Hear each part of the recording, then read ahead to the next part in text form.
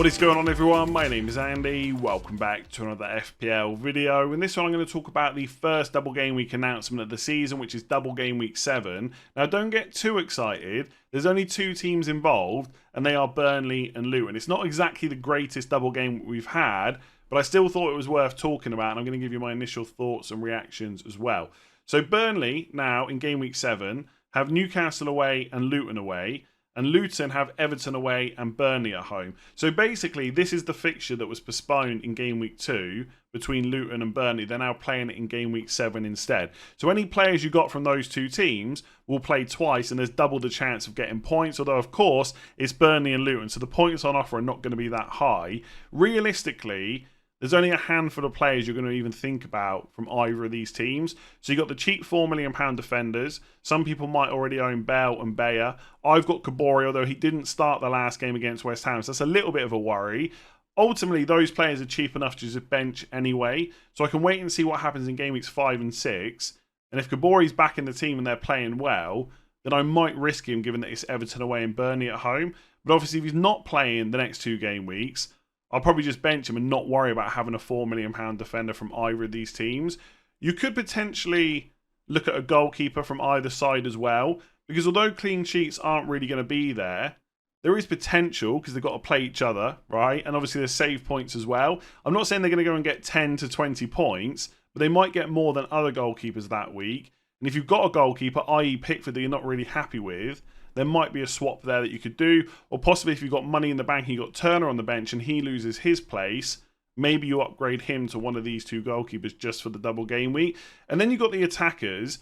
I don't think there's really any midfielders from either of these teams that I would look at. Possibly Ross Barkley from Luton. Not completely sure about that one. But you have got Morris and Adebayo from Luton, both nailed on. Morris in particular is on penalties as well. You've got someone like Lyle Foster at Burnley who started all 3 games so far, and he's also scored twice. I'm not sure if he's completely nailed on. If you're a Burnley fan, let me know in the comments below. But if he is going to play, you could look at him as well. But I think realistically, it's the cheap defenders, possibly a goalkeeper, and then probably Morris from Luton as one of the only attackers that I would look at.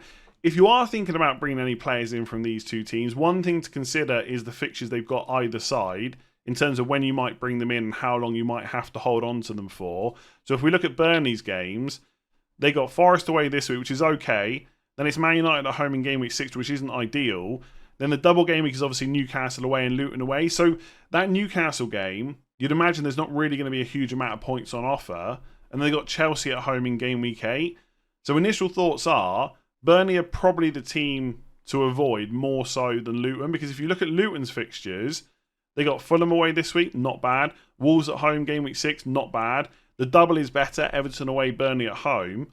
Afterwards, it's not great. They got to play Spurs at home, Forest away. But if you had someone like Morris who's on penalties and nailed on, and you had to play him against Spurs at home and Forest away, it wouldn't be the end of the world. But I wouldn't want to hold on to him much longer than that. Really, it just comes down to which players you're happy to sell. So some people, for example, might have João Pedro, and if you're not sure about his minutes going forward, and you don't want to spend a lot of money upgrading him, then Carlton Morris could be the answer.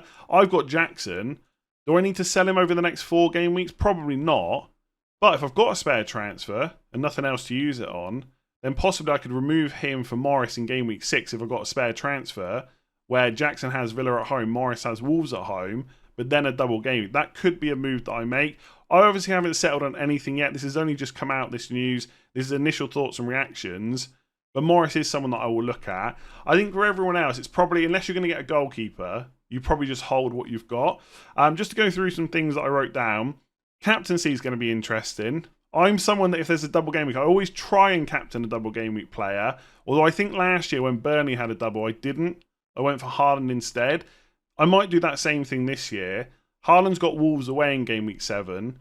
So then it's about him versus Morris, who's got Everton away, Burnley at home. You could possibly look at a double game week goalkeeper, racking up the save points. If they get a clean sheet, could be 10 plus points. But I don't think I would take that risk versus Haaland. Morris, I would be tempted. And I know what people are saying. What about King and Dennis and Weghorst and players like that? It can go wrong. Absolutely. But if Haaland was only to get like 1 goal, no bonus, could Morris get more than 6 points against Everton away, Burnley at home? He could. Obviously, on the flip side of that argument, Haaland could just get a hat-trick, right? So I'm not saying right now that's what I'm going to do, but I would be tempted. I think the only attacking option from Luton is Morris, like I've said. The only one I'd really look from Burnley is Foster. Just to look at his minutes so far. I did get his name right, yeah. He's played 90 minutes against City, 80 minutes against Villa, and then 90 minutes against Spurs, and scored in both of the last 2 games. His stats against Spurs weren't actually that bad. I'm just not sure if he's completely nailed. I'm sure I've heard people say that before. He might not always play. So again, let me know in the comments below if I've got that wrong. And obviously, I'll do a bit of research for the videos next week just to see. But I think either way, with the fixtures they've got, he's not someone that I would look at. I'd much rather go for Morris, as you can probably already understand from the amount of times that I've mentioned his name. Yeah, and I think generally, this double game week shouldn't massively change your transfer plans moving forward over the next kind of 3 to 4 weeks. Just keep it in the back of your mind when you're making transfers, right? If you're making a forward move in game week 6, is that extra fixture enough to go Morris over someone else? If you need a cheap defender to fund another move, should you go for a 4 million defender from a different team? Or should you just get someone from Burnley or Luton that might help you later on? Again, no one is rushing out to buy Bell from Luton or Bayer from Burnley. Just keep it in the back of your mind when you're making transfers. Obviously, hold on to them if you've got them. Trafford or Kaminsky could be an option. They're both the goalkeepers from these 2 teams.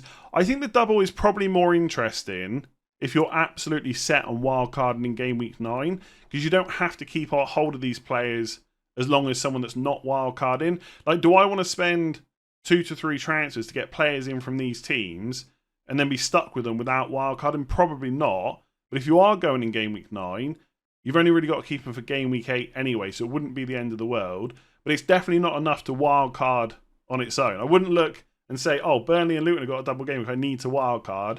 Definitely not the case. So there we go. Initial thoughts and reactions. Quite a short video. I've still managed to get 7 minutes out of a Burnley and Luton double game week.